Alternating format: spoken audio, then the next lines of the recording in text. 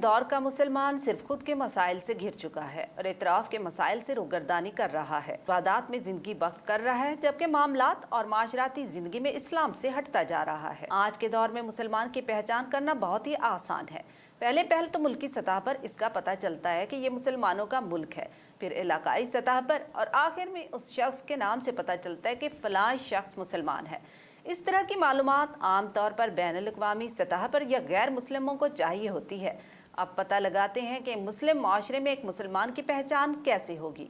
मेरे ख्याल में तो इसका जवाब हर किसी को मालूम होगा। एक ऐसा शख्स जिसकी दाढ़ी हो, इबादत में यकसर कोई कसर ना छोड़ता हो, लेकिन कई एक केस इसके मुतज़ाद हैं। आजकल के रिवाज में दो तरह के गिरोह हैं। एक का नाम किसी से न लेना, दूसरे का नाम है किसी को न देना। इस फिक्र अंगेज दौर में हर कोई अपनी फिक्र में है। हर कोई एक दूसरे से लातौल्की का इजहार करता पाया जाता है। अगर किसी के पास दौलत बेतहाशा है तो दूसरे के लिए कौड़ी भी निकालना महाल। शहरी और देही आबादी में इस तरह के गिरोह की कसीर तादाद है।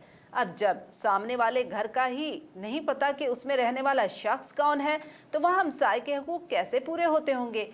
फाकों का पता करना तो बाद का काम है। हमसाये के हुकूक तो घर के बाहर ठहरे तो घर के हुकूक का क्या हाल होगा, ये तो ओल्ड हाउसेस से पता चल रहा है।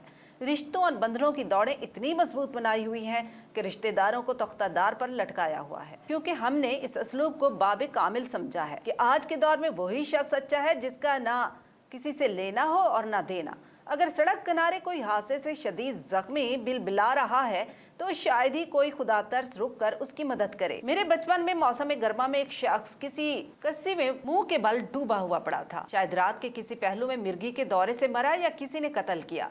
उसकी नाश वहां पड़े पड़े धूप की वजह से कमर वाले हिस्से से सियाह हो गई, लेकिन किसी ने उसे ना ही सीधा किया और ना ही पानी से निकाल कर किसी खुश जगह छांव में रखा।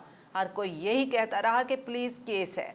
हम दिल में हमदर्दी जरूर रखते हैं, लेकिन अमली तौर पर बहुत खुदगर्ज होते हैं। गरीब बेचारा अगर मांग कर गुजारा कर रहा है तो दौलत की गैर मुनसफाना तकसीम का मारा हुआ है। किसी को शौक नहीं कि अपनी गैरत को कुचल कर हाथ दराज करे। वो ज़कात और अश्र जैसे फ्राइज की गैर अंजामदेही का शिकार हैं, लेकिन हम उनकी मदद करने की बजाय उल्टे सीधे अल्फाज कस देते हैं। आज के दौर में ये भी देखने को मिलता है कि एक ही बाप के दो बेटे, एक मालदार गनी तो दूसरा हाजतमंद, फिर बात सारी नसीब पे डाल दी जाती है और फिर अकायद की रोह में इस तरह से मवाद जहन नशीन करवा दिया गया है कि दुनिया और दुनिया की नेमतें गैर मुस्लिमों के लिए हैं और मुसलमानों के लिए अजर अजीम है। फिर चाहे भूख से मरे या फिर पूरी कौम कर्ज तले डूबे। अंग्रेजी हम क्यों सीखें, ये तो गैर मुस्लिम की ज़बान है। अगर उनकी ज़बान नहीं सीखनी तो अरबी या उर्दू में टेक्नोलॉजी मुतारिफ करवा दें और कोई उर्दू वाला कंप्यूटर ही ईजाद कर दें। नहीं, कोरोना की वैक्सीन आप बनाएं, हम तो कॉपी और नकल करने में उस्ताद हैं, लेकिन लिबास कॉपी करने पर फतवे। क्या हम बस कलमा और रिसालत का नारा लगाकर अजर अजीम कमा लेंगे, जबकि अभी तो ये तय करना बाकी है कि कौन सा ग्रोह जन्नत का हकदार है। हमने ऐसे ही गालिब आ जाना है, बस लब्बैक करना है और फ़लस्तीन वालों हम तुम्हारे साथ हैं, जबकि सब कौमों में लाडली कौम बनी इसराइल है। मुसलमानों, मुसलमान की पहचान कुरान है। इसमें अमल और इसमें तहकीक ही हमें अपनी पहचान दोबारा वापस दिला सकती है। उसकी रस्सी ही हमें तफरके से बचाकर एकजुट कर सकती है। हमारा इत्तेहाद ही हमारी जीत है। इस्लाम अगर मजहब होता तो ये चंद इबादत का मजमुआ होता, लेकिन ये एक दीन है और इसमें इबादत 20%, जबकि मामलात 80% हैं। और एक मोमिन के लिए ज़रूरी है कि वो 100 में से 100 नंबर ले, ना कि 20 में से 20।